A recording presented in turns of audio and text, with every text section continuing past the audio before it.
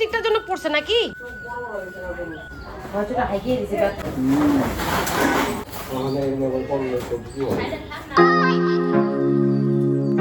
কি নিয়ে আসছো? এই দেখো কি নিয়ে আসছো দেখি। ও মা গো, এটা কি গাছ? ও সেই সেই বাপা, এগুলো কিন্তু টপে লাগাইতে হবে গো। না, এখন এখানেই থাকবে। এখানেই টপে যখন ফল শেষ হয়ে যাবে তখন। তাই? ও মা গো, কি সুন্দর! এই স্ট্রবেরি তো পাকছেও। কয়টা নিয়ে আসছো?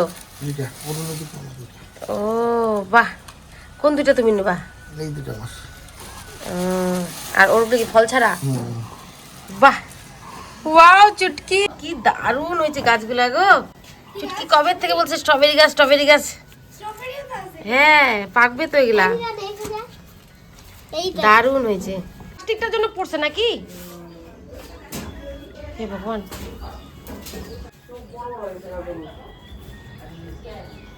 হয়তোটা হাইকিয়ে দিছে ব্যাগ। ওটা কি করে সরাই? আরে যে ওইটার জন্য পড়ছে লেগে গেছে, ভিজার জন্য ভিজে তো শুকাই গেছে। ওই যে ওইটার জন্য পড়ছে। ভাবি ফিলাইনের উপরে ওটা দিছিল তো, দেখো তো ওইটা সরাইতে পারো নাকি বাবা?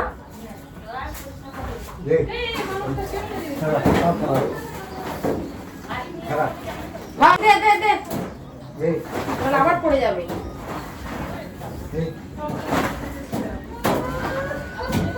খায় না?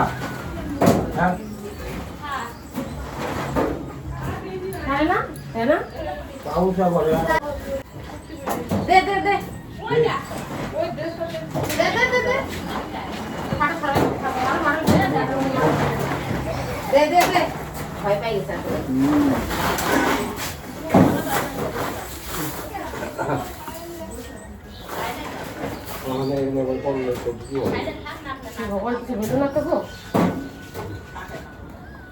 গরম পড়ার সাথে সাথে কিন্তু গোয়াল ঘরে মাছির অত্যাচারটাও বেশ বাড়ছে।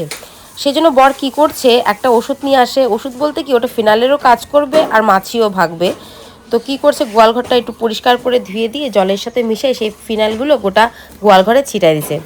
তারপরে যেহেতু প্রেগনেন্ট গরু আবার বাকি গরু আছে, এই জন্য কী করছে, প্রত্যেকটা গরুর সামনে বস্তা পাইতে দিয়ে, বস্তা বলতে প্লাস্টিকের বস্তাগুলো পাইতে দিয়ে ওদের মধ্যেই খড় দিচ্ছে।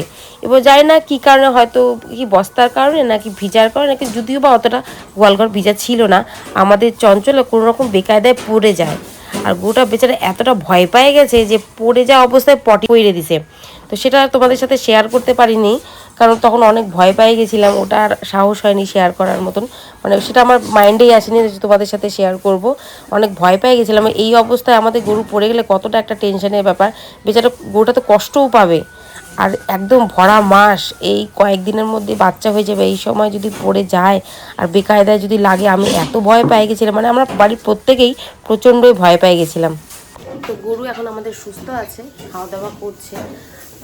বেশি অসুবিধা হলে কিন্তু আমাদের ডাক্তার ডাকতে লাগতো।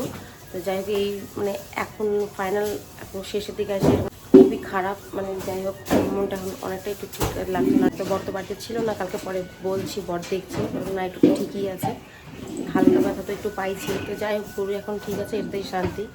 তোমরা অবশ্যই জানাবে এতে কোনো ক্ষতি হবে কি না, কমেন্টে অবশ্যই বলবে। আমি খুব টেনশনে পড়ে গেছিলাম কালকে। তো আজকে দেখি খাওয়া দাওয়া করছি, তো ঠিকই আছে। তো চলো বন্ধুরা, টাটা।